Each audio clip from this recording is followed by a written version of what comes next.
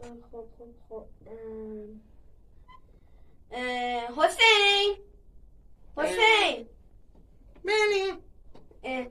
میگم که اون وسایلی که بهت گفتم کجا گذاشتی؟ نمیدونم. ولی من اون روز بهت گفتم که همه رو جلو دست بذار و شاید باشون کار داشته باشم. غلط کردی. به من اصلا میگم من خب برم بیرون فوتبال بازی کنم. تو حق نداری تا موقعی که وسایلای منو نیاری حق نداری پاتو اون خیابون بذاری. به من میخندی؟ آره بابا کشک تو بسرم. کشک نمیسابم. به من دستور بده اینو خود. ببین توپو ازت میگیرم ها. بیچه کردی. دیگه نمیذارم فوتبال بازی کنی. بیخود میکنی. ببین بیا. نمیذارم ها.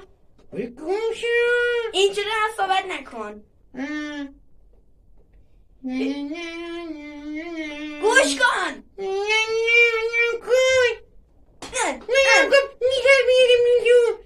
یه بار دیگه اینجوری هم صحبت کنی من میدونم با تو. بیا.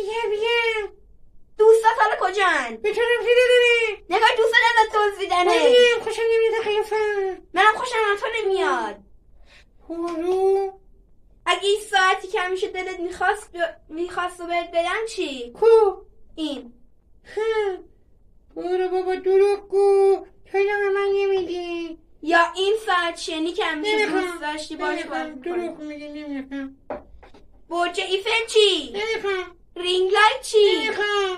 این فرش کوچولو مناسب خودت چی؟ بابا فشتی کنی. خوشم از دیگه میگم. وای با حالت. ای بابا تو همه اینا رو دوست داری. حالا اگه بس این موضوع نباشه تو همه اینا رو قبول میکنی. مار دنبوری دیگه.